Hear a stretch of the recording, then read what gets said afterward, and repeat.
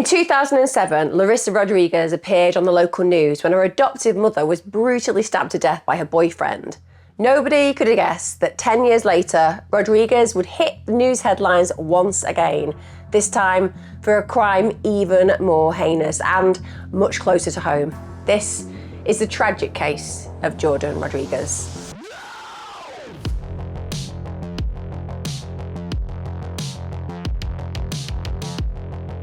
Hi guys, welcome back to the channel. Thanks for joining me. Wow, today's case is gonna just absolutely stun you. I promise you, it is one of those that you cannot wrap your head around because it is just so grotesque, and the abandoning of care on multi-levels is completely shocking. Also, if you're new to my channel, I release my content at least twice weekly on a Wednesday and a Sunday, but sometimes I'm dropping in extra ones. So if you like crime and consistency with a few extra surprises, and this is definitely the channel for you.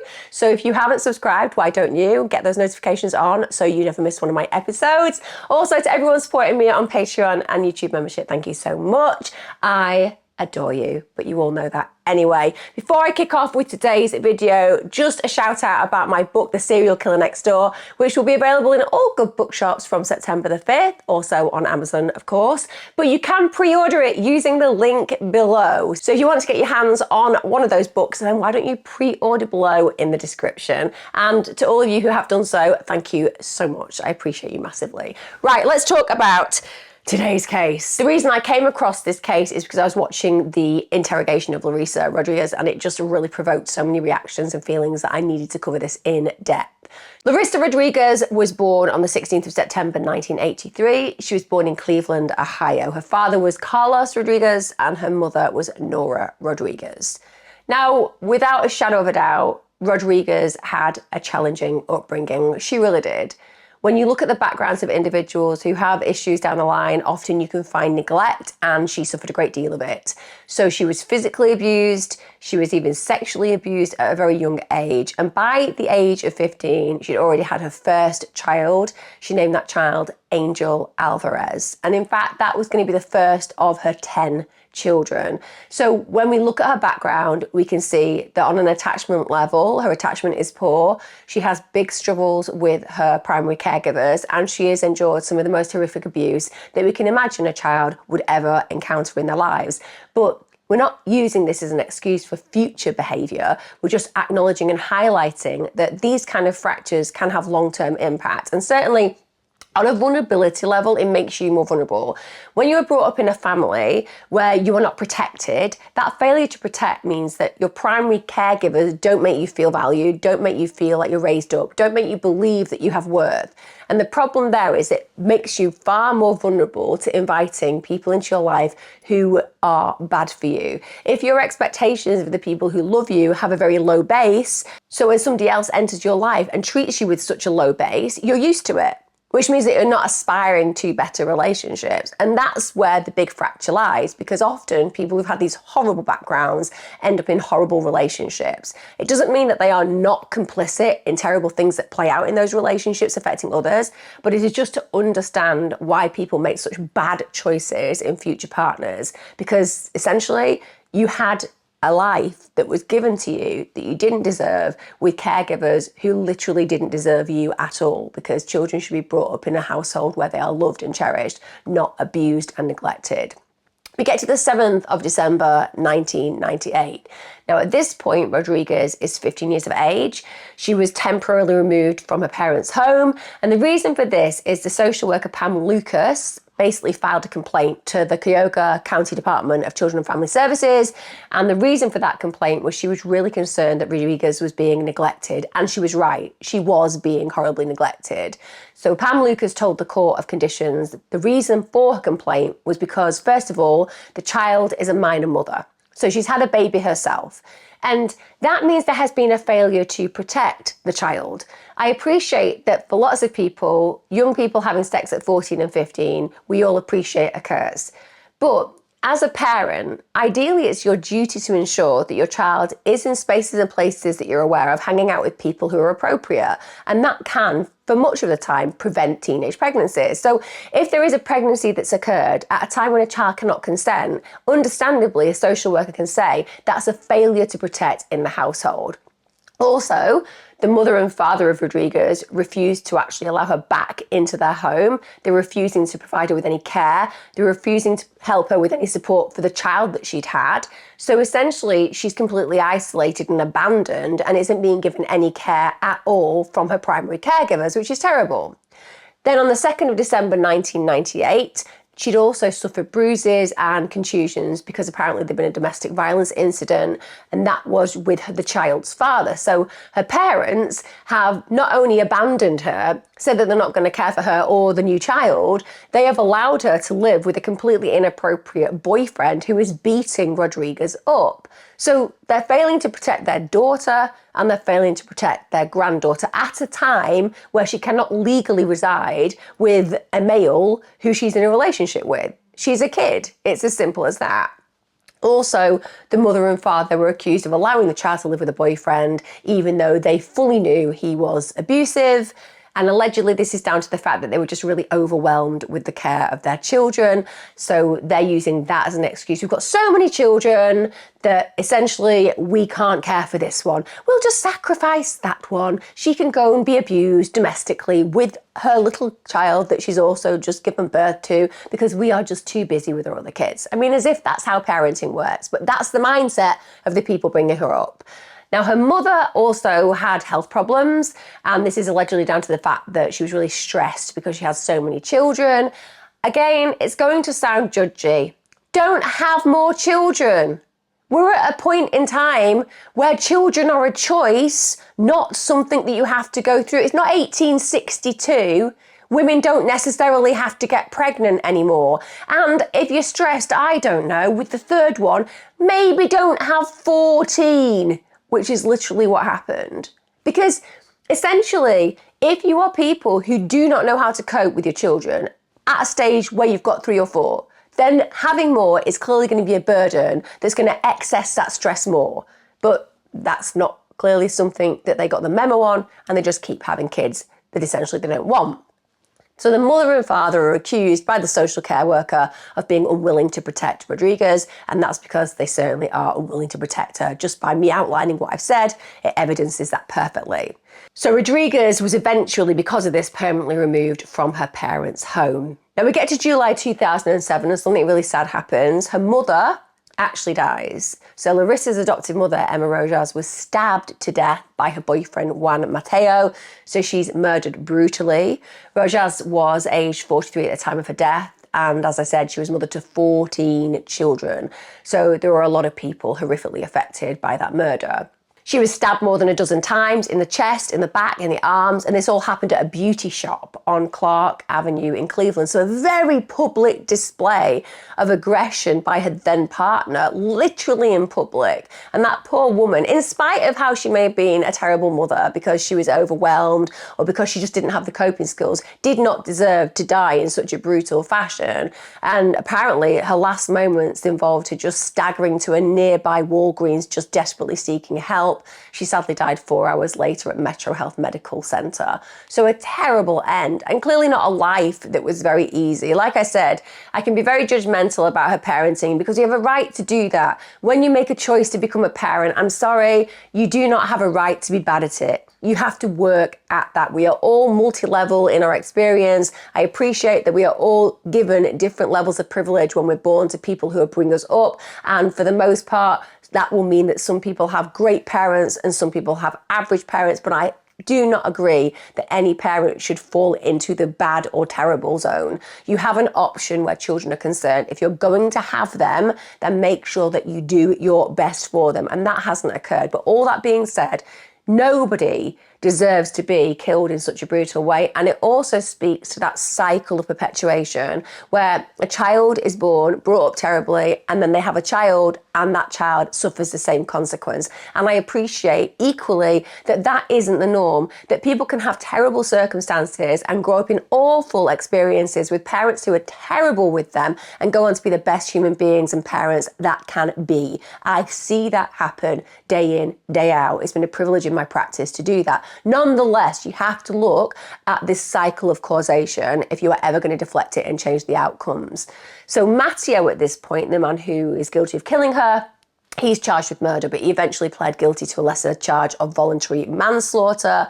Arguably, that will have come from the fact that he will have said they were in an impassioned argument and he lost control. There was no planning and premeditation. He was sentenced to life in prison. He's actually currently incarcerated at the Mansfield Correctional Institution. He will be eligible for parole in June 2037, but we all know how that can go in the States. Very often, it doesn't mean that you're ever going to get it. It's like, oh, you're up for parole. You're not getting it. See you in another 10 years. Now, we're at a point where this girl has been abandoned to some degree by her parents, but now is in a scenario where her mother is dead. And when that happens, it's very traumatic. We know that people who lose parents, where they haven't had a great relationship, a tight relationship, a secure relationship with them, it can complicate the grief. It really can, because you have all of these negative feelings, but then equaled with that is this sense of loss and this sense of future that's never going to occur. You're never going to get to repair that relationship. You're never going to have that close, loving bond that you've always craved. And that can leave people incredibly confused and very, very sad. Harry Boomer was a guy who was a Cleveland 19 News interviewer, and he interviewed Rodriguez and her sister Anna Rodriguez about the murder. And understandably, they come forward and give that interview about their mother, and they said she was loving and caring. If you needed her to be there, if you needed help, she would help you. They also said that she wasn't perfect and that she had issues with drugs. Caring, if you needed her to be there, you needed help, she would help you. She had her problems, but that doesn't give them a right to kill her. But that very rose-coloured spectacles idea of this mother being this loving person who's always there for you, it just doesn't play out in reality. It's a fantasy. But I understand that children want to suggest that they had a good mother, even if that mother fell short, because when somebody's dead, it's pretty challenging to speak ill of that person. Now, in 1994, it turned out that that same man who'd killed Larissa's mother had done time in prison for the murder of another woman in Cuyahoga County. Also, that same man was accused of murder in Puerto Rico. So he was just a horrifically dangerous human being. And there is no way that he would not have shown early on his behaviour with Rodriguez's mother. Now, Rodriguez and her sister said that Rojas knew of his violent past, so her mother knew that he was a very violent man and that he'd actually been responsible for killing somebody, if not two people. But she said that she was with him because she was in love. And I appreciate that many of us will think, well, that's not love. But this is where the misunderstanding about love exists. It's a myth that love always has to be good. There is good love, there is bad love. There is peaceful love, there is violent love. There is extremely high love and extremely low love. These all interplay. What we know is we're describing a very intense feeling for another human being, and because of that feeling, we accept things, both good and bad. In this case, whatever it was about the fractures in her foundation as a human being, her mother was growing up desperate to feel a sense of belongingness, to be with a partner, and she accepted less than to achieve that. And she loved him, even though for the rest of us, it's hard to imagine why you would, because love is something that you can experience positively and negatively, but it's still intense and it still ties you to that human being. And Rodriguez and her sister said, we knew what he did to his ex-wives, but that didn't stop her from being with this guy. And again, that speaks to what I was talking about earlier. When you've had a horrible life, when you've been treated really badly by people and somebody walks into your life and treats you equally as badly, it makes you far more ready to accept that kind of experience. Now, as I talked about earlier on, Rodriguez goes on and has 9 children and was pregnant with her 10th at the time that we're going to talk about the crime that plays out. She has demonstrated very questionable parenting in the past.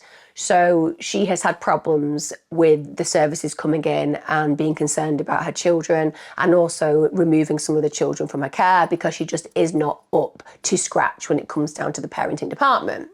Now, one of the children that she has was 5-year-old Jordan Rodriguez. He was born on the 5th of November 2012. He was born 26 weeks premature. 26 weeks premature is an unbelievably premature age to be born. You are talking about just meeting the guide for actually treating that child, because in the UK in particular, it tends to be 23 to 24 weeks that they'll try to save a child. Before that, they will often believe that there is very little point because the damage to that child will be just so enormous, and essentially they have to have those boundaries. Now, if you consider that 40 weeks is a normal gestation period, we're talking 24 weeks that he was born. So he will have understandably had a huge amount of obstacles to overcome and a real journey to get to a point where he can be removed from hospital. And he had special needs, as you would on the whole when you've dealt with such a difficult blow of being born so early. So he couldn't speak because he had language processing disorder. He was lightly autistic.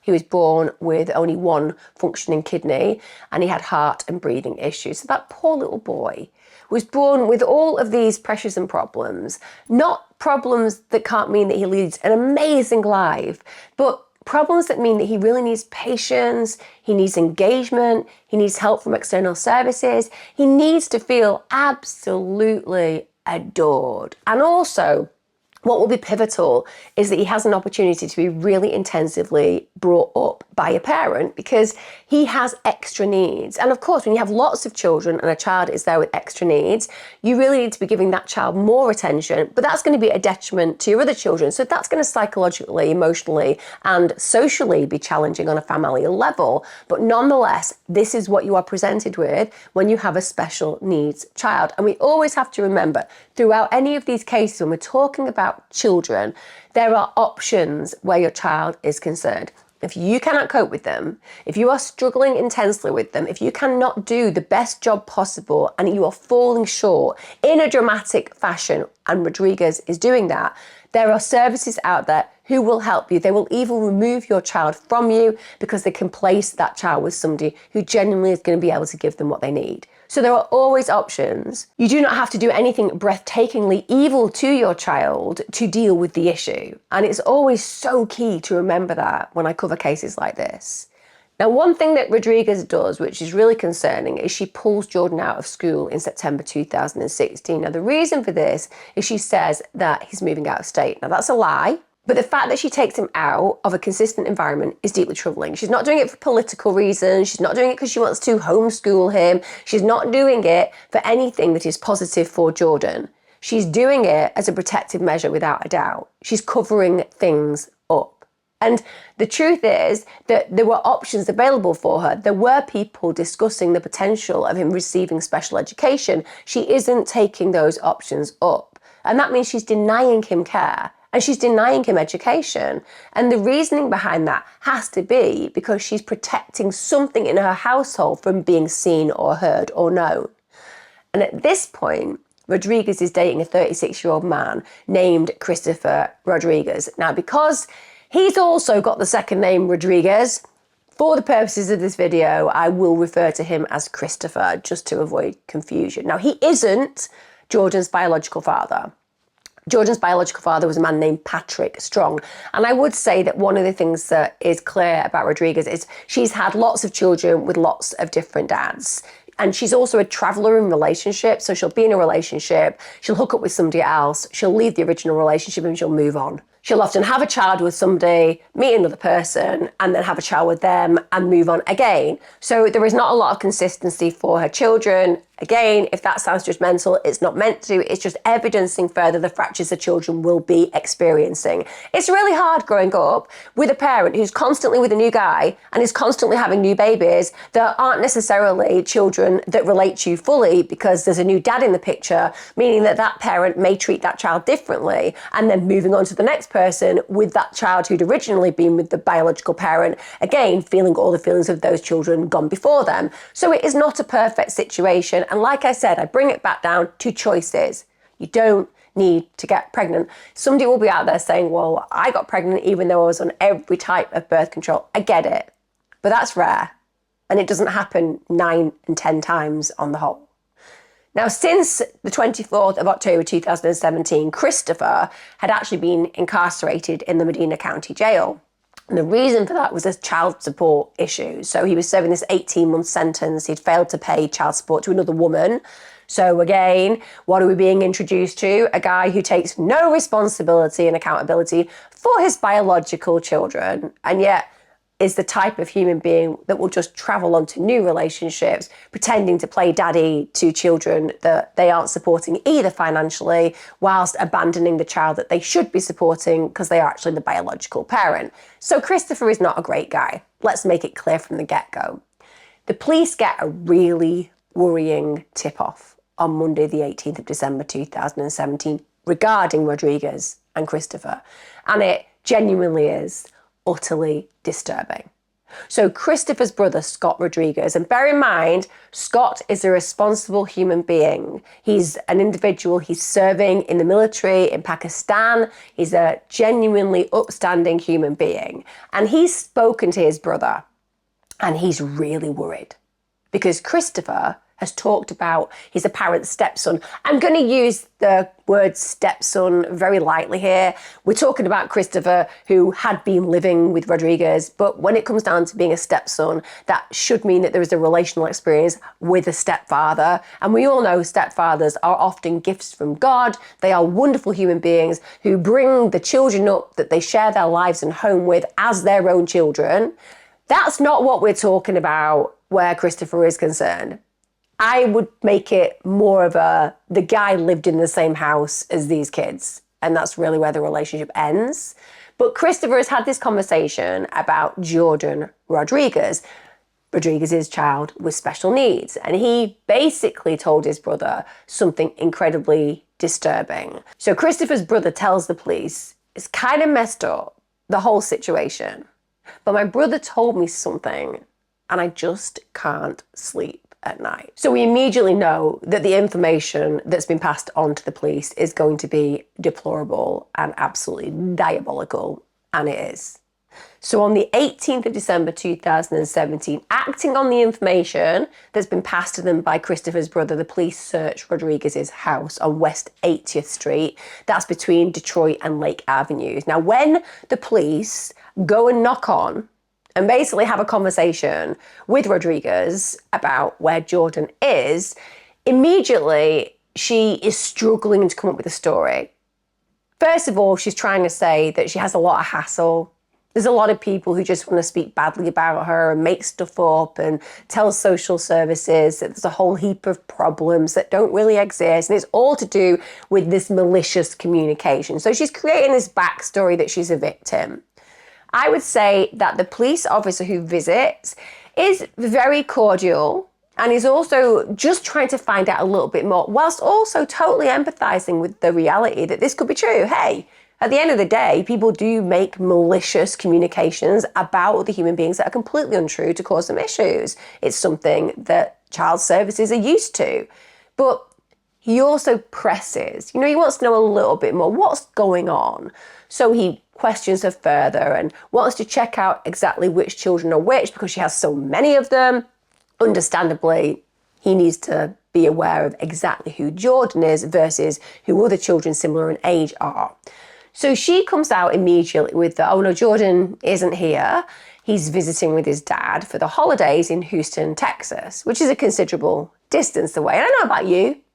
Special needs children with quite complex issues who are non-verbal, you don't tend to just fly them out of state or drive them out of state. You're going to be figuring out that that's going to be a challenge. The likelihood is that you're going to need some kind of chaperone in such a circumstance. But she's thinking quickly on her feet, and thinking quickly doesn't necessarily work very effectively for her. So she furthers this by saying, when she's questioned about, well, how? Because the police officer is automatically asking that question, how has he got there? She says that Jordan's aunt had picked him up on the 2nd of December. But there's a bit of a problem. And the problem is that she literally can't give the police any details. So she says that Jordan's aunt had picked him up on the 2nd of December. Now, bear in mind, we're talking about a little boy with quite complex needs. So you are going to be overcautious about sending that child out of state. You know, it's a long way. And particularly when somebody's nonverbal, it's going to be challenging for you to understand how they're feeling and what's going on. You're going to want a real tight line of communication. Otherwise, you'd be a terrible parent. I mean, anybody who just sends a child off with somebody who's a relative stranger to them is going to be a terrible parent if they're not going to constantly be checking in with that child, because it goes without saying they've got health needs and you're going to want to be on top of those health needs unless you're entirely neglectful. And what actually plays out in the conversation with the police officer is no matter what has happened, she would be seen as entirely neglectful because of the answers that she gives. So when pressed on where he has gone, she says, "Oh, I can't give you the address. I don't know what it is." I mean, if I'm not sending my child off on trips with pretty much virtual strangers, with no idea of where they're going, no idea of what their address is, for long periods of time, then I don't know what kind of a parent I am. I kid you not. She doesn't know the address. Just sending a special needs child off without knowing anything about where that child is going. Also, gets better. When she's pressed for the contact number for Jordan's father or aunt, because clearly you'd have a contact number, she's like, "I don't have it. I've just sent my child off with a virtual stranger into the beyond without any form of contact. I can't call him. I can't see him. I can't go and collect him. I'm just hoping on some wing and a prayer that one day he'll materialise back at our home." So the police officer is deeply concerned about this because firstly, it don't make sense. And secondly, it don't make sense. That's it. It don't make sense. So at this point, she goes on because you can see that ultimately her story is not adding up, and she refers to Jordan's father as a donor who she met on Facebook. A donor. So that would suggest that she had just got impregnated by somebody willing to dole out some sperm. Now I appreciate the likelihood is she was just in a flippant relationship with him that lasted a very short amount of time, and therefore she's using the term donor. But again, if you are going to psychologically minimize a relationship, if you are going to refer to that person as somebody so negligible as a donor, then arguably, what are you doing sending your special needs child all the way into another state with a stranger to an address you don't know, with a phone number you don't have, with an absolutely no capacity to contact them? It's absolutely insane. Now, at this point, Rodriguez is actually taken into custody because the police officer realises that there is a big problem here and the safety of a child is particularly at risk, or something terrible has actually happened to the child that they consider at risk. So the police have enough grounds then to file for a warrant to further search the home. And it is as bad as they imagined. So on Tuesday, the 19th of December, Cleveland police get to the house to do the search. They're joined by the FBI, Choga County Medical Examiner's Office, and the Cleveland Police Scientific Investigation Unit. The big boys are there because they are already expecting to find something pretty harrowing. Bear in mind the tip-off that they've been given has been given from a soldier who's serving. This is not somebody who would be making anything up. This is somebody who has identified themselves. It's not an anonymous tip-off. It is somebody related to an individual who's given some very disturbing information to them. So the reason that all of these turn up is because they are expecting a reality to play out. And it's a horrific reality, but it's one that they are indeed prepared for. Now, they're specifically interested in the back garden. Scott, Christopher's brother, said that during the conversation with Christopher had said to him he'd found Jordan unresponsive and buried him in the back garden. That is chilling beyond belief. It's chilling on a variety of levels. Firstly, you don't find a child just unresponsive. That's not something that occurs on a regular day-to-day basis. An unresponsive child would require medical attention. Even if you found a child who you think may have passed, the first thing you're going to do is you're going to call emergency services, and you're going to call emergency services because you've done nothing wrong, and because you need to get the right kind of care for that child. If there is even a breath of hope that potentially that child could be given medical attention, you're on the phone to emergency services immediately. The last thing that anybody thinks is, "Oh, I've got an unresponsive child, better go and do some gardening." The only people who would ever do something like that are guilty people. The only reason the child would be unresponsive and require burying in the back garden is if you have made the child unresponsive. Now, prior to the actual dig, FBI agents took pictures of the garden, and the garden was littered with children's toys and debris. Her home was a disaster, it really was. 7222 to check to. She's got 5 kids. 7222. Are the kids here? You mind if you step in?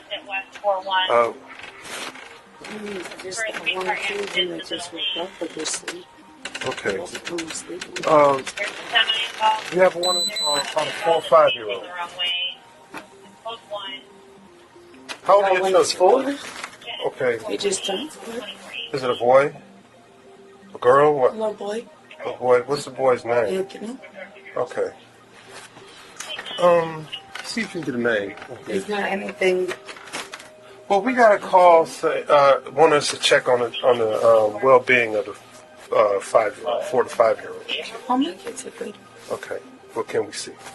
They're like, Okay, I believe you. don't mind me, man.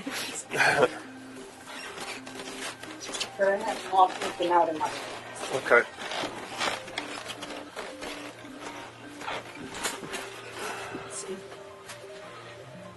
Okay. My oldest one, she's right there. Rodriguez and his girlfriend, Russo Rodriguez.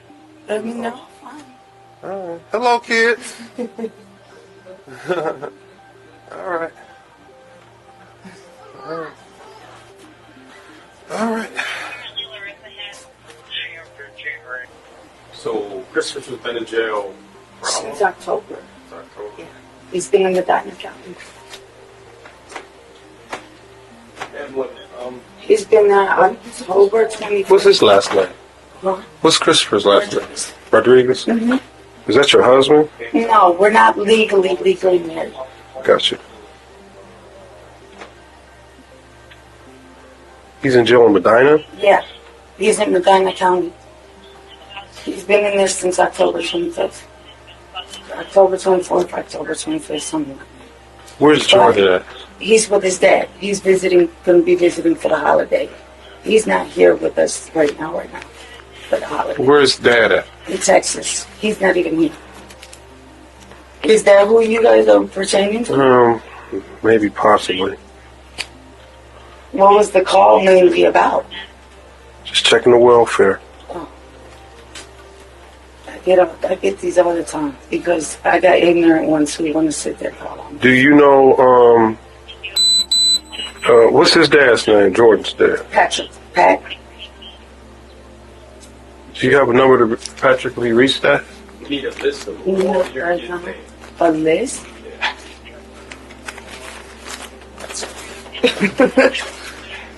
Can I get a pen and paper? Sure. Or you could tell me. Here, I'll write it down because First- it's a lot easier. Okay. Firstborn, all the way down the line. Supposedly Jordan is with Dad Yes, in he's Texas. with that. We can call him. Yeah. Right now, I don't have the number because he was going to get a new number. Okay. Right. But he's got family, so we can Yes. talk to them. Just to the young, oldest to the youngest. And if you know the date of birth, put it under there. That'll be fine. How long you been living here? I've been here about two years. 2 years? Okay. 1 month, 3. The oldest ones that they're probably talking about too is Angel Gilbert. I haven't had custody of them since years ago. Do you need that information too? Or Well, you say you had All 9. your kids. those? I'm only missing. Okay. You got 9. You're a little short. Couple short there. Okay, I'm gonna put the ones that I don't have right here. Not this. Okay. Mm-hmm. And where are they at? Those- These ones are, he went to foster care. One's with the grandmother. Mm-hmm. Then I have the other one who took dad to custody. Okay. So, Tell me something about Patrick. Do you know anything about Patrick? he stays in Texas. I mean, we were together for about 2 years. What's his last name? Strong.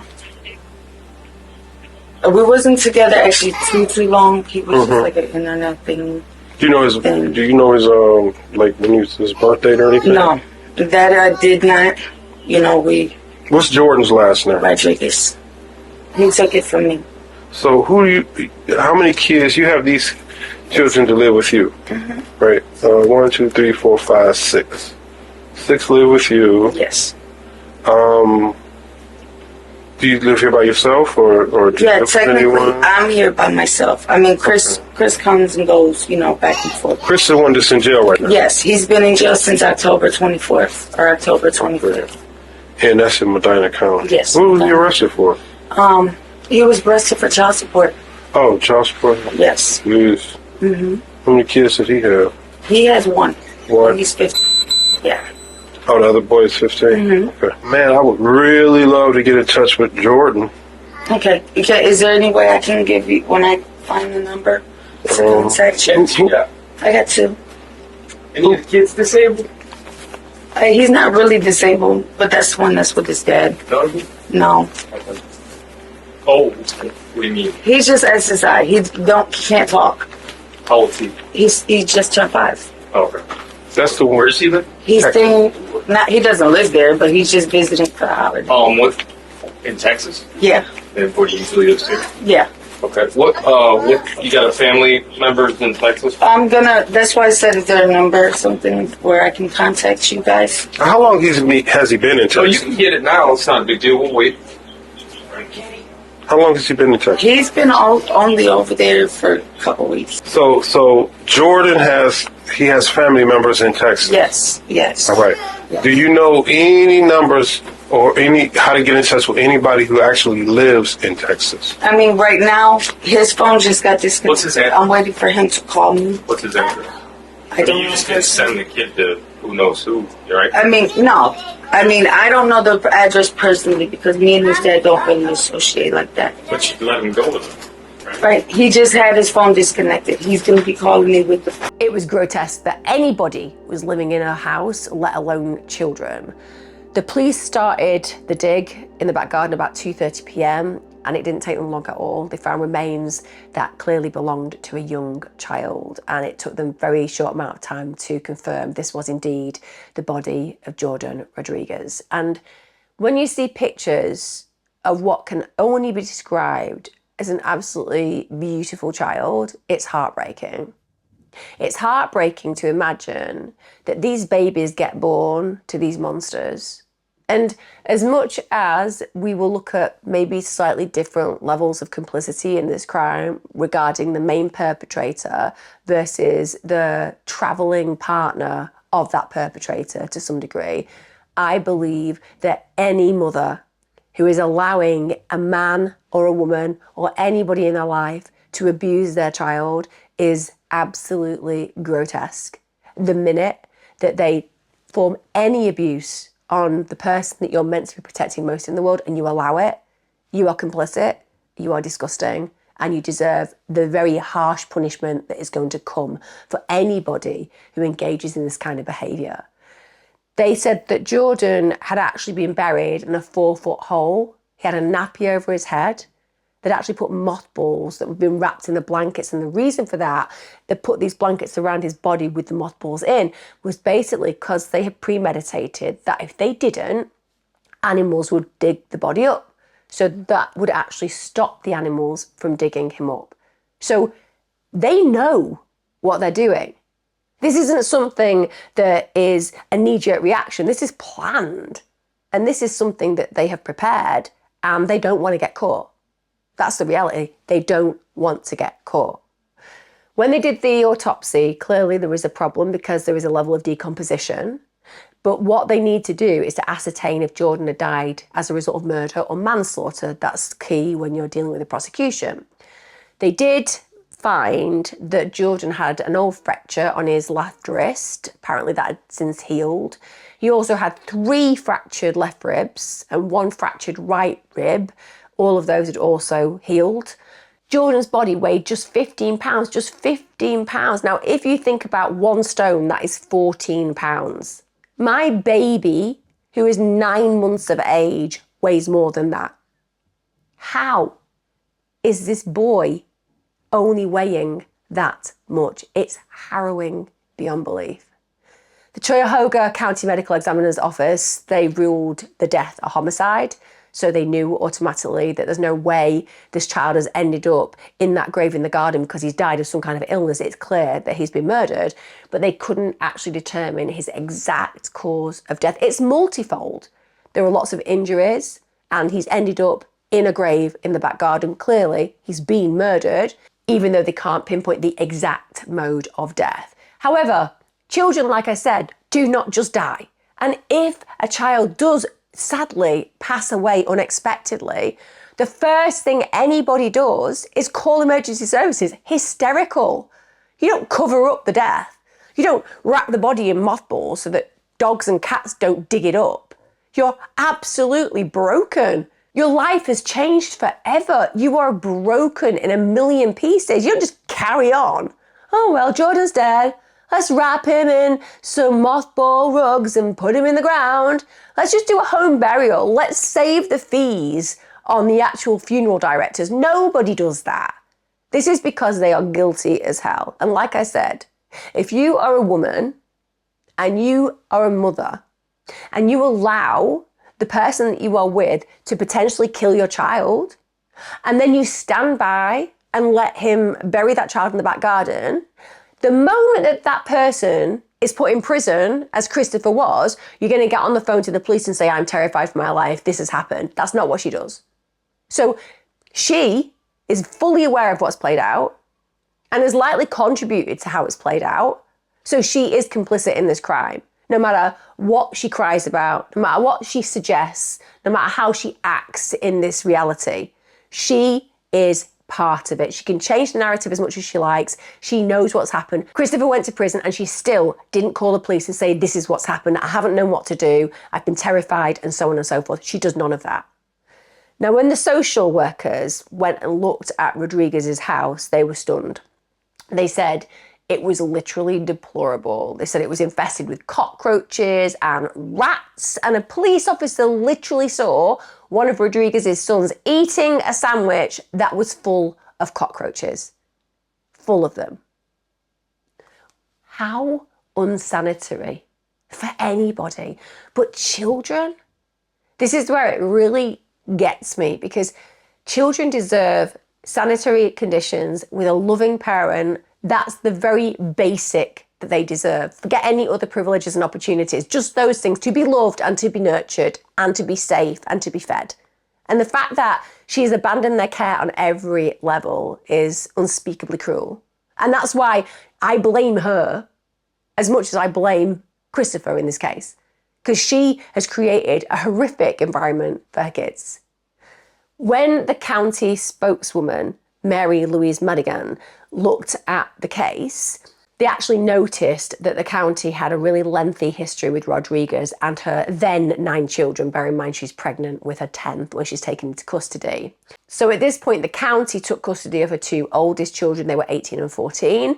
And the 4 of the children, aged 16 months, 4, 7 and 12, they were all taken into emergency custody as soon as the police launched their investigation on the 18th of December 2017. Now, 2 others live with their biological fathers. So the children have now at least been made safe, and we hope that at some point in the future they will heal from the horror of what they've endured at her hands.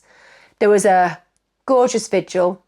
There is something so beautiful about people when they recognise that something so heinous has played out, and they can see that a child that should have been considered the centre of somebody's universe has just been failed and abandoned in such a grotesque manner, and so they make them, for a period of time, the centre of all their universes. And they do this candlelight vigil for him outside his home. And Rodriguez's eldest son actually spoke to journalists and said, Ma, I just wanted to let you know that I still love you, but I want you to tell me the truth and what really happened. And Anna Rodriguez spoke to the press and said, we're bound to get justice for Jordan. This is what this all boils down to at the end of the day. Isn't it sad that Angel still loves his mother?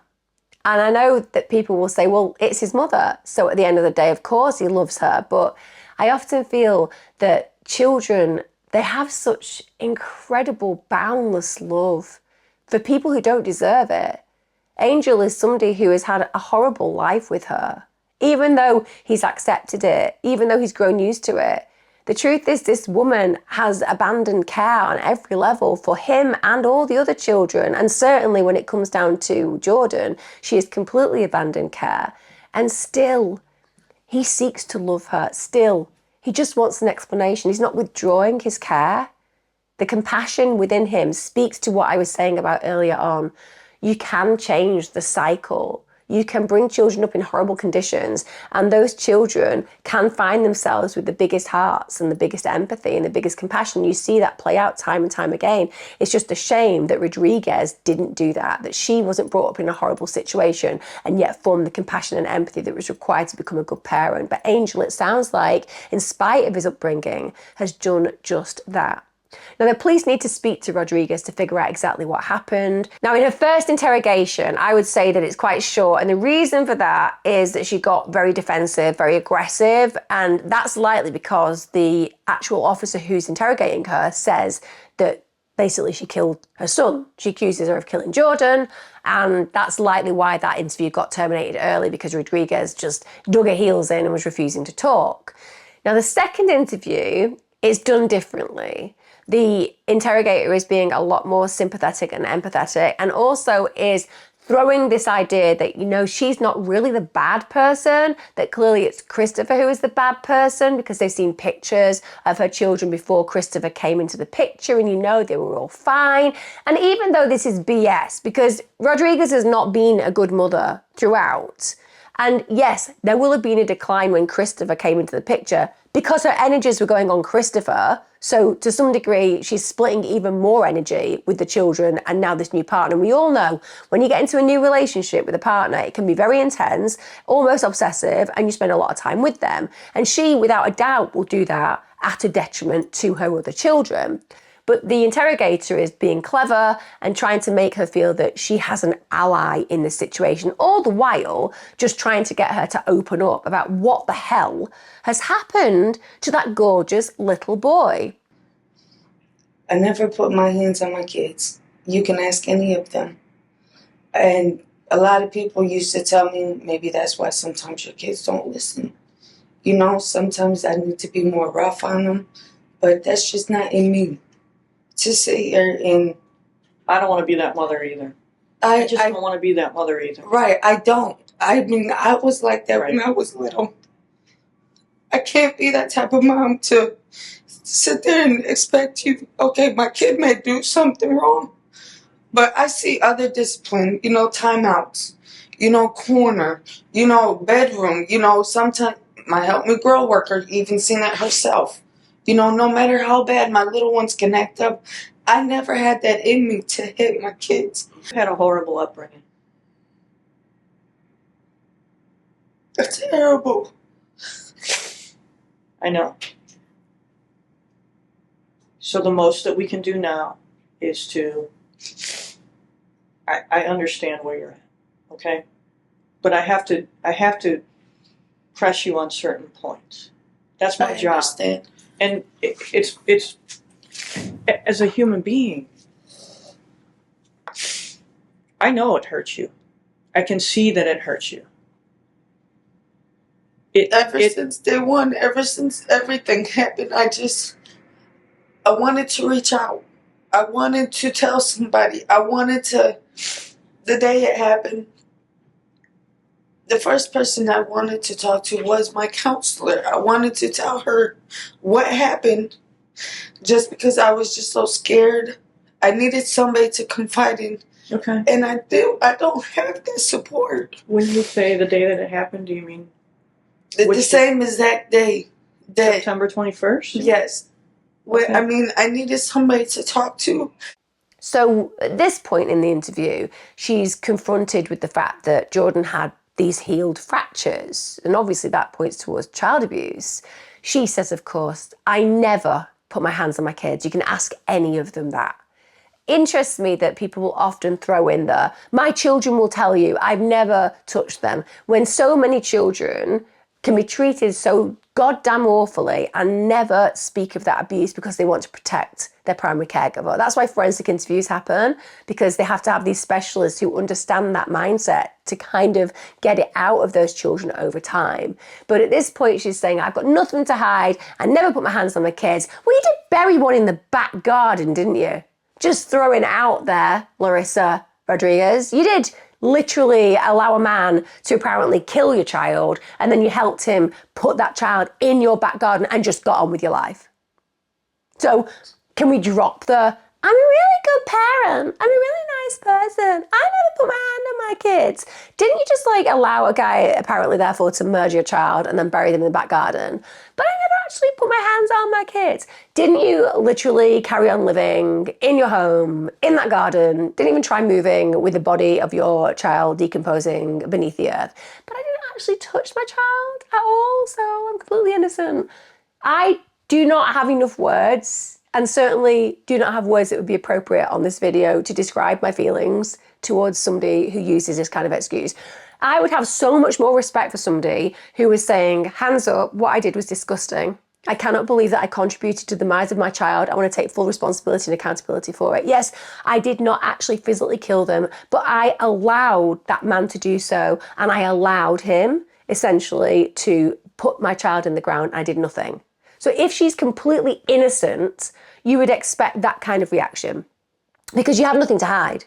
The game's up. You can just speak your truth. The fact that she's just saying, it wasn't me, I never put my hands on my child, you can ask any of them about that, I'm just completely innocent. That speaks to somebody who's protesting their innocence far too much. And like I said, she's not taking accountability. So I think it's very murky, this idea that it's just Christopher Rodriguez who is the problem in that relationship. And of course, she then goes on to say that the reason that she didn't really know what to do is because Christopher Rodriguez was just very physically abusive to her. And this abuse tended to be when she defended her children's bad behaviors. My kids all can tell you I defended all my kids.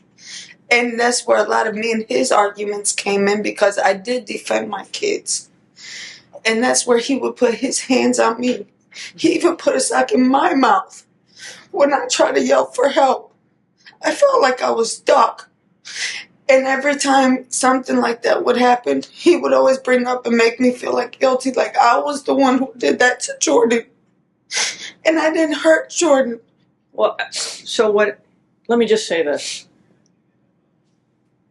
We've seen pictures up until Christopher Rodriguez comes in the picture. He's a healthy child. Healthy. He was healthy. However,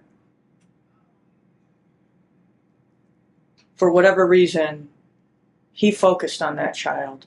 I don't know what that reason was. If it and he tried to keep everybody away from me. I couldn't have friends. I couldn't have family. I couldn't have nobody. I may have missed this. Did he actually physically abuse him? Did you see him? A few times that I've seen, yes. And what did he do? He would smack him. He would, me personally, didn't see him fracture anything. So now that's an, again, interesting psychological dynamic to bring in.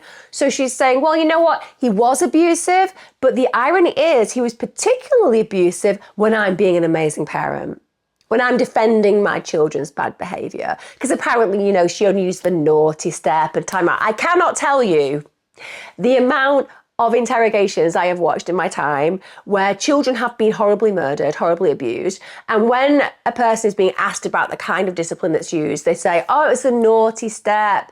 Oh, I was giving them time out. Oh, I'd send them to their rooms. There is literally not even a sniff of anything physical, but you know without a shadow of a doubt, because of the way the child ended up, there has been lots of abuse, but they have this idea that they can just persuade someone that suddenly they've been watching Super Nanny and taking all of the advice and guidance from that when disciplining their children, as opposed to being the violent abusers that they actually are.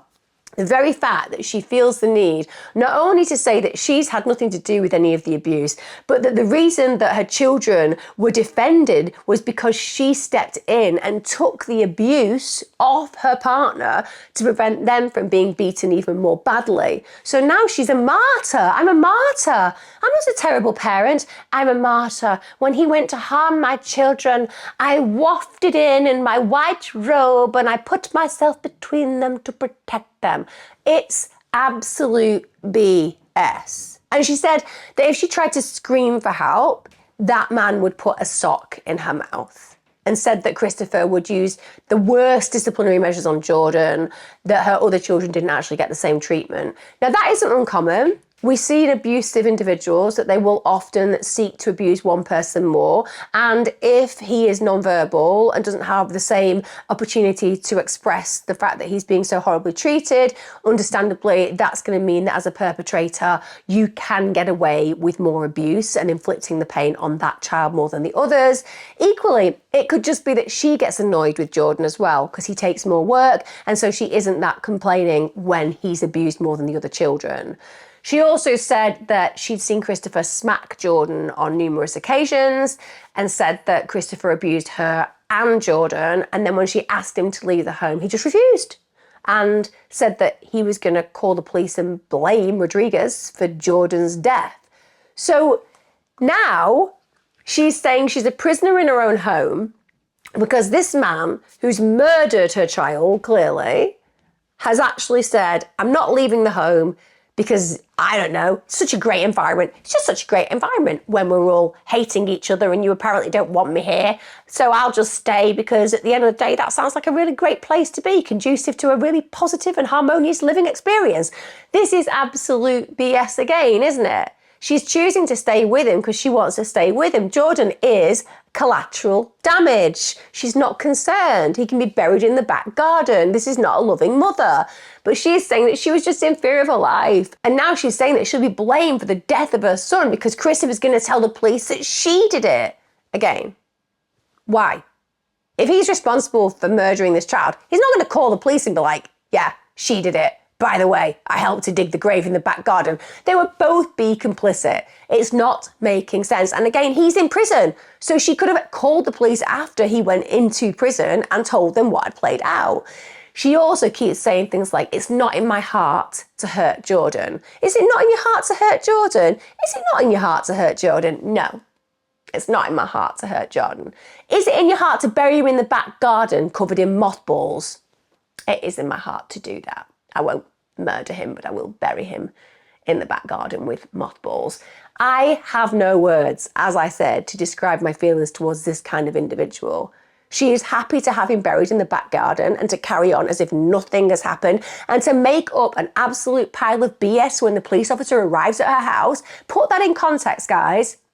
When that police officer came to search for Jordan, she doesn't go, oh my God, I've got to tell you this. I've got to tell you the truth. It's been breaking my heart. I've been so scared. She makes up a story about Jordan going out of state to Texas to be with an auntie and the biological father, who was just apparently a donor, to spend the summer there. But at the end of the day, she doesn't know the address and she doesn't have a phone number, etc., etc.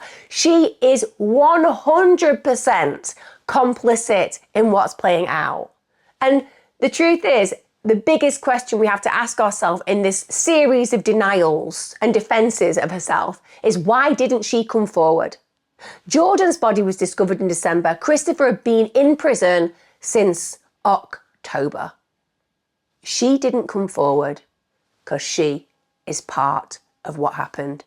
During the interrogation, the interviewing officer actually pointed out that Jordan had lost lots of weight in his arms and also he developed a pot belly. Now, a pot belly in a child of his age, it's a sign of malnutrition. So he's starving to death.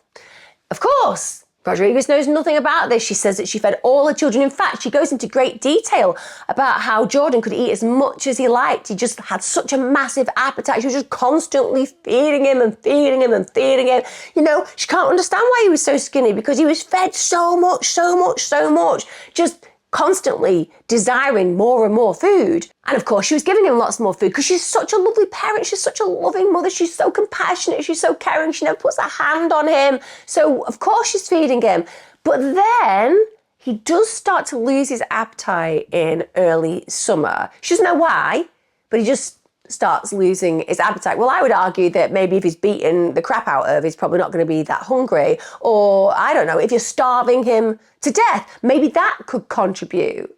And she keeps saying, my children didn't deserve any of this, but she's very vague about why he's lost all his weight, and also why she hasn't sought any medical attention, and why now her child, who apparently is stuffing his face all the time up until very recently, is now malnourished. She can't really explain that. But then we have her version of events. And of course, her version of events is that she's a veritable angel, isn't she? She's a veritable angel. She's just a person caught in this cycle of destruction with no power whatsoever. Really, she's the victim. At the end of the day, yeah, the child ended up dead in the ground, killed in a horrible way with healing fractures from horrific treatment. But when you really think about it, is he the victim? Are you the victim? Actually, little boy, are you the child who's been starved to death nearly and then killed? Are you really the victim, or is it really Rodriguez? Is Rodriguez the actual victim here? So she says on the 21st of September 2017, Christopher had just brought Jordan into the bathroom in this semi-conscious state. So at that point, you're going to ring 911. Of course you are. Why is my child in a semi-conscious state? But instead, Rodriguez is like, well, I could do that. I could deal with the fact that my child is seriously unwell, or I could give Jordan a cold shower and just lie in bed next to him. And she actually goes so far as to say that she laid him down on the bed and she laid down with him so that she could be, quote, close to him. Why would you give a child who's semi-conscious a cold shower? The only reason that you give them a cold shower is because you thought they'd been knocked out and that you're trying to wake them up. That's what you're giving a cold shower for. Otherwise, there is no reason to do that. In fact, you could just add insult to injury regarding what's going on to them. They could be seriously unwell. That's the last thing that they need. The only thing they needed was medical attention. Call the emergency services. But no, she's close to him. She lies on the bed and then she goes to sleep. And when she wakes up on the 22nd of September 2017, Jordan is dead. And at this point, they're like, well, you know, we could go about our business doing the right thing and informing family, emergency services, coroner, getting this little boy looked at and trying to fully understand what on earth has happened because he's a little boy and now he's dead. We could do that because that's the normal process. Or we can bury him in the back garden. And they elected to do that. Let's bury this beautiful little boy in a home burial as you may do a cat or a dog. This is why she's guilty as hell. Guilty as hell, complicit as can be. The police obviously then went and visited Christopher, who is already in Medina County, the following day because they want to find out his perspective. And after they've spoken to him, both Larissa Rodriguez and Christopher Rodriguez were charged with murder. Rodriguez at this point is taken to Cuyahoga County Jail. Then on the 27th of April 2018, she gives birth to her 10th child, which was a daughter, while she was behind bars. So we have this baby born into a scenario where her mother is already incarcerated for the death of another one of your siblings. How horrific to start your life that way. Cuyahoga County obviously took temporary custody of the child because she's not present and the father is not present and capable of looking after the baby, and therefore they will have to find an appropriate home for that little baby. Now, Jordan's aunt, Anna Rodriguez, who's already spoken to the press about the fact that she's really unhappy about what's happened to Jordan, wants justice for Jordan, she has got a real story to tell. She says that she reported Rodriguez and Christopher to the county's job and family services several times, including once after actually physically seeing Jordan tied up in the corner with a sock in his mouth.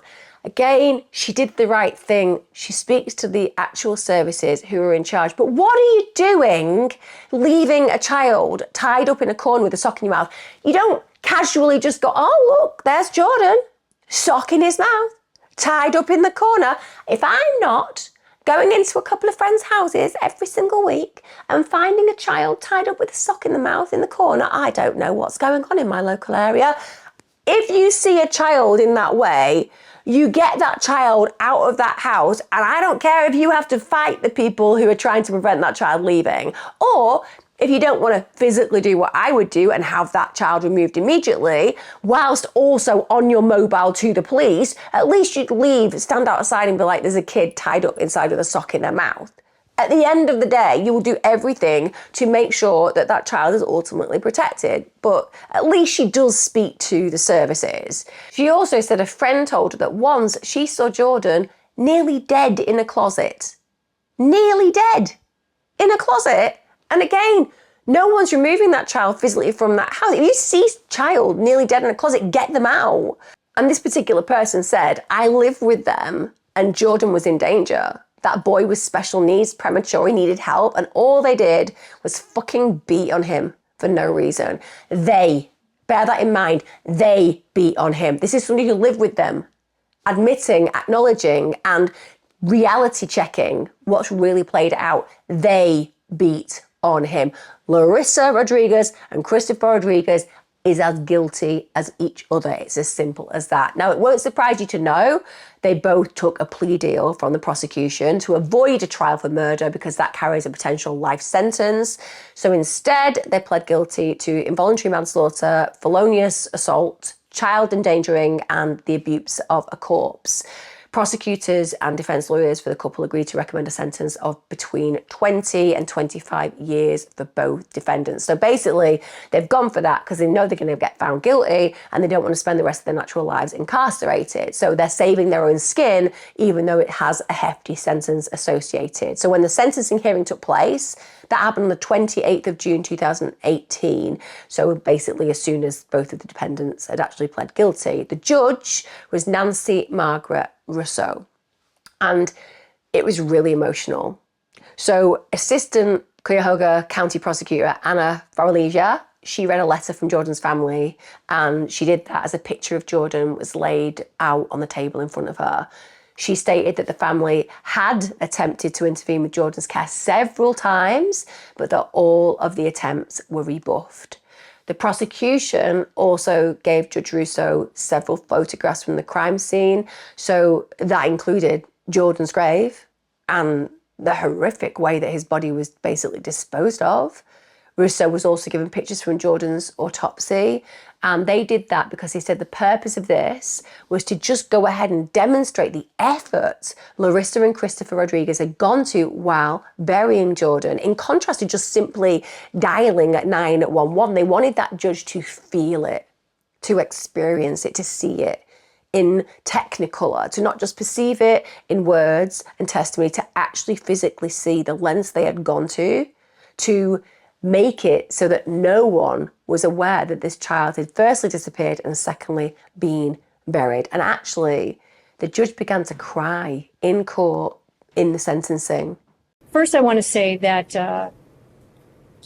the serviceman who made this phone call, it's so important that he did that. And I don't want him to go unrecognized because I can't imagine the trauma that he had hearing this in a foreign country, that his brother had done something like this, asking his brother to take accountability. And then because his brother doesn't want to be a man, he has to do it, but he did it. And I give him credit for doing that. The other thing that this case I think really drives home is that there's insufficient consideration given to the people that work in the criminal justice system. So I want to say to the police, to the detectives Remington and Diaz, I certainly know that your job is very difficult. And I look at these photographs and it's very hard.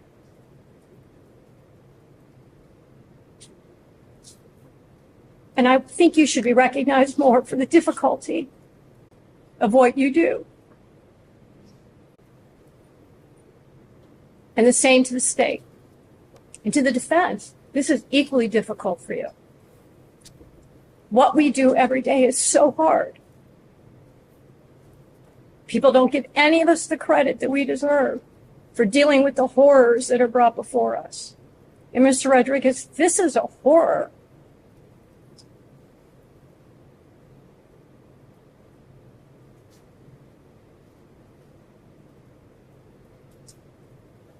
I know as a judge I'm not supposed to show emotion. And in 22 years, I never have. This is one of the worst things I've ever seen in my life. And I don't understand, Mr. Rodriguez, why you don't want to cleanse yourself and tell the truth about what happened here. And I hope someday you do.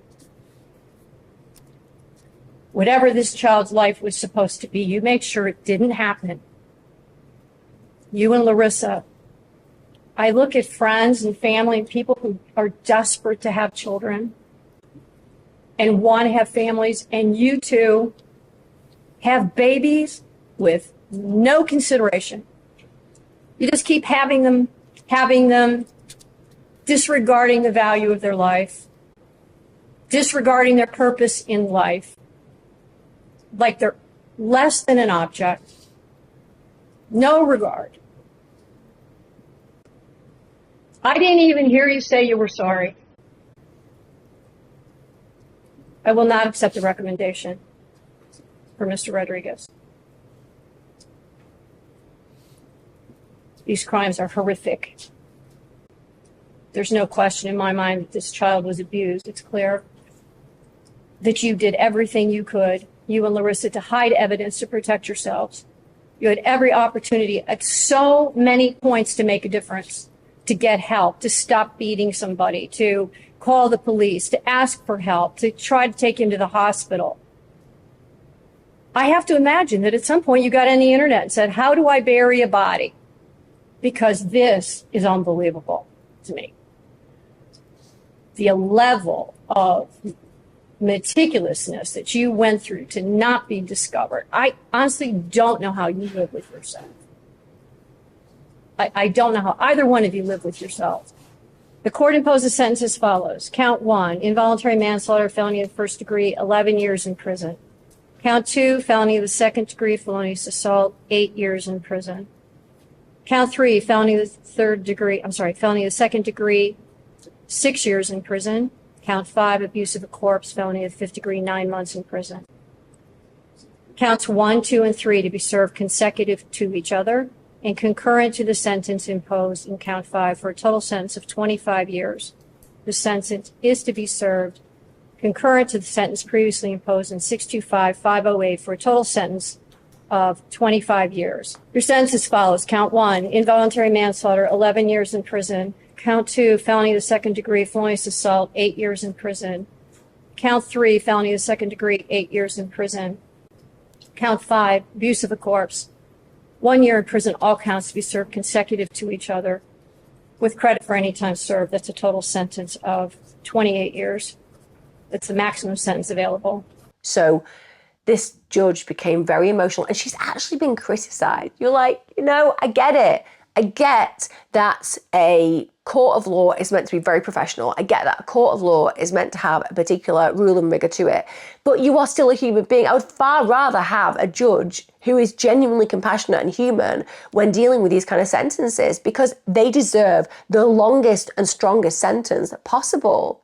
So that judge gets really emotional and says, this is a horror. I know as a judge, I'm not supposed to show emotion. In 22 years, I never have. This is one of the worst things I've ever seen in my life. I don't know how you live with yourself. And what blows me away is that if a man had cried in that way while sentencing, he would have been praised. He really would have. He would have been seen as somebody who was strong and powerful and educated at the highest level in his career, and who was broken by something so evil. And everyone would have positively stroked him and said, yes, you have shown that in spite of your absolute professionality, you too are human. But because she was a female, they basically criticize her, because females are seen as weaker, aren't we?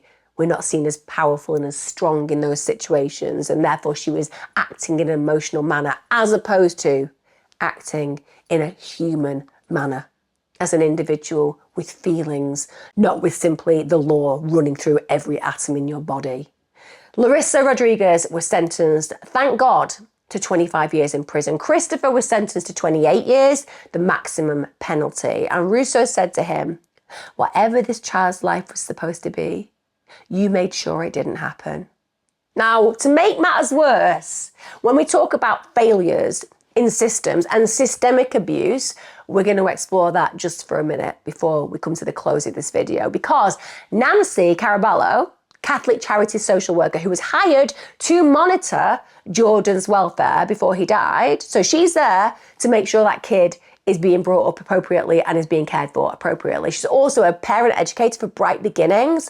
So that was an agency that provides educational parenting skills to families with small children. Now, investigators found that she, the person who's meant to be making sure that care for Jordan's occurring, between July 2015 and December 2017, paid Rodriguez 50 cents for every dollar of her food stamp benefits, totaling $10,058. So Rodriguez received between $800 and $1,000 a month in food stamp benefits. Clearly, you can only spend that on food. So she and Caraballo, the person who's going to be caring for Jordan, struck up an arrangement where Rodriguez would leave between $200 and $350 on a card at the end of the month, and Caraballo would give Rodriguez 50 cents for each dollar left over. Those food stamps were meant to be for Rodriguez's 5 children, including Jordan. But instead, Rodriguez used the money she got from Caraballo to pay for her phone bills, her petrol, to go and visit Christopher Rodriguez, the murderer apparently of her son, in prison. So when he's in jail in Medina County, she's still visiting him. Investigators also found CCTV footage of Caraballo using Rodriguez's card to buy groceries at Sam's Club, Walmart, Giant Eagle, and other shops in Palmer and Brooklyn. Now, investigators went ahead and subpoenaed Caraballo's phone records and compared text messages between Caraballo and Rodriguez to the reports, and found that on at least 12 occasions, Caraballo simply showed up to Rodriguez's house to pick up the food stamp card and then filed false reports about inspecting her home. What a diabolical POS. What a horrific excuse for a child care protector. She's meant to be a safeguarder of children. She's meant to be there to protect Jordan, and all she cares about is getting half-price food. Simple as. At a cost, in this case, to the well-being and indeed the life of a beautiful little boy. Now, when the trial happened, when she was taken to court, it was heard again by the judge, Nancy Russo. Rodriguez went ahead and pled guilty to trafficking in food stamps, telecommunications fraud, grand theft, and money laundering. And Caraballo, she pled guilty to trafficking in food stamps, grand theft, and tampering with records because she was making it up. She wasn't protecting any child. She was lying and falsifying records so that she got cheap food. Simple as. Caraballo told the judge that the scheme was all Rodriguez's idea and that she was just brainwashed into thinking that she was helping Rodriguez. I kid you not. She said, "There's not a day in my life that I don't live with this pain." Really? I'm pretty sure there is. I'm pretty sure the only thing you're worried about is the fact that firstly, you can't buy half-price food, and secondly, that you got found out. Because nobody on this planet who's working with somebody as a client should be creating this scam where you're using the state inappropriately to get food for yourself while disregarding the needs of a child that leads to the death of that child. So I hope you are in pain every day for the rest of your life. I hope your guilt eats you up, because Jordan ended up buried in the back garden because you failed to care for that child. Rodriguez denied to speak at the case. She wouldn't have anything to say. The judge would probably rip her another arsehole. Both women did agree to pay a combined $10,000 in restitution to the Department of Jobs and Family Services, but we all know Rodriguez ain't going to be paying anything because she's in prison for a considerable amount of her future. Judge Russo also called their actions a slap in the face to taxpayers, said Caraballo abused her position of authority, and she gave her 3 years in jail. Rodriguez was sentenced to 6 years. Now, on the 20th of November 2018, Caraballo was actually less than 8 months into her sentence, and Judge Russo allowed her to be released. Caraballo was apparently eligible under higher law for early release, and she'd completed several counselling programs during her time at the women's prison in Maryville. The defence attorney said she is not not the same woman she was when she entered prison. No, she's not. She's a woman who won't be able to ruin children's lives, fail to protect them, or even come close to working with vulnerable people anymore because she went to prison for being an absolute not right, a scammer, a liar, a person who fails on every level in safeguarding of children. So you're right, she isn't the same woman that she was, but she's also not a good human being in any way, shape, or form. My God. Oh, I hope her conscience is so badly stained that Jordan infects her nightmares forever. Now, when it came down to, of course, the people that she worked for, lawsuits happened. So lawyers representing Jordan Rodriguez's family, they decided to sue Catholic Charities. So they brought a wrongful death suit against them. So this was following Carabello's arrest, incarceration, and release from prison. The trial began on the 28th of March 2024. The Rodriguez family lawyer, Jay Durantini, asked jurors to order Catholic Charities to pay $81 million. They argued that the Catholic charity organisation basically failed to train and supervise Carabello and therefore failed to detect the false reports that she filed. They brought in witnesses like John Hinkleman, who was the Catholic Charities Senior Director of Family Services. He was the first witness, and he was basically questioned about why no supervisory staff visited the Rodriguez household when there were obvious signs of abuse. Hinkleman claimed that she didn't recall many details about the case and admitted, yes, someone should have realised Jordan needed help. Scott Rodriguez was called, and that was all about the phone conversation that he had with his brother in December, which was 3 months after he buried Jordan in the back garden. He said that he told Christopher Rodriguez to alert authorities, but his brother said, it's not like you think. It's like, it's been months ago. Sorry? It's not like you think it's been months ago. Oh, well, you know, it's been 3 months, so we shouldn't inform the authorities. I mean, it's been 12 weeks. You know, you can inform the authorities when initially the child dies and you bury him in the back garden. But you know, as the weeks pass, do you really want to cause a fuss? I mean, it's 3 months. It's like it didn't even really happen. It's just, I'm telling you this because it's been the passage of time. Why are you taking this so seriously? Why, as my brother, are you taking me burying a small child in the back garden seriously? It's just 12 weeks. Just forget about it. Seriously. Now, in his closing argument, Thomas Mannion, the Catholic Charities lawyer, he asked jurors to find that Larissa and Christopher Rodriguez are the only people responsible for Jordan's death, which we all know makes no sense whatsoever, because clearly the people who are meant to be protecting Jordan are also responsible, but they're filing completely false reports whilst also stealing money from the state. So that's a useless argument. But this is what he says. If you think in any way anyone other than Chris and Larissa were responsible for this, then look at everybody. Now, I agree to some degree. It takes a village to raise a child. Look at the people who saw this child in great distress and didn't really do enough. Sure. But they are not employed in jobs which involve protecting a child and falsifying reports that then help to contribute to the death of the child. Makes no sense whatsoever. Now, Durantini countered with this attack and said, this case is about the complete lack of supervision and the institutional chaos that Catholic Charities Corp created. For God's sakes, for 6 months, this child was suffering, but they weren't going to the home and they weren't supervising it. So they accused Mannion of trying to tear down the Rodriguez family and said that it's time for Catholic Charities to be held accountable in civil court.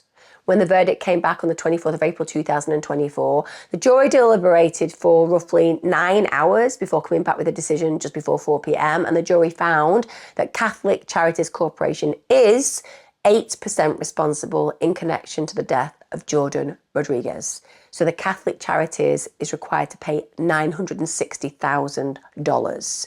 And several other defendants, including Larissa Rodriguez and the county's Department of Child and Family Services, were also found responsible. So Carabello was ordered to pay a further $240,000, which sounds like a lot of money, but when you think about what we've talked about today, is very minimal. We're talking about the full failure and abandonment regarding the care for this child, both by Larissa and Christopher Rodriguez, but also by those in child safeguarding who were meant to be protecting and looking after Jordan, who were meant to be keeping tabs on who he was, how he was, what his care was like, and whether he was experiencing a protective environment, which he was not. And instead, he was sold essentially for some cheap food stamps. That's what it comes down to. This case is blindsiding and breathtakingly terrible because Larissa Rodriguez wants to put all the blame on Christopher Rodriguez. And I have no doubt whatsoever he was a horrendously abusive, violent human being. But as was clearly noted by one of the witnesses, they were abusive to him. They. Not Christopher Rodriguez. Larissa Rodriguez and Christopher Rodriguez. And yeah, the violence and abuse clearly got significantly worse when he entered the picture, but she was a willing participant in that abuse journey that ended up with that gorgeous little boy, all but starved to death, violently abused and buried in the back garden. For me, 25 years ain't long enough. No amount of sentence is going to be long enough to manage somebody as grotesque and monstrous as Larissa and equally as grotesque and monstrous as Christopher Rodriguez. Genuinely, as I said, regarding that particular worker who was meant to protect him, I hope that Jordan infects every waking hour, every moment that she sleeps and tries to get rest. I hope that he comes to her in her nightmares, and I hope that for the rest of her life, she grows more and more aware of the horror that she inflicted on that child. And I wish the same exact experience for Christopher Rodriguez too. Thank God for good people like his brother. And doesn't that show you the duality of experience, that one child can grow up to be such a heinous monster and the other can serve his country in wars and protect those who they don't even know as a member of the armed forces? It really just speaks to how different people can turn out no matter their environment, no matter who brings them up. I'd love to know your thoughts and feelings on this case. I'm sure some of you have seen the interrogations and are as moved as I am by this story. I just know that Jordan is a far better place now and will be genuinely drenched in bliss and love, as he always deserved to be. Some children have the most horrific experiences in their short time on this earth, but I truly believe that in spite of that agony, their eternity will be beautiful. And I wish that eternity right now for that little boy. Take care, guys. I'll see you again next time. Be safe.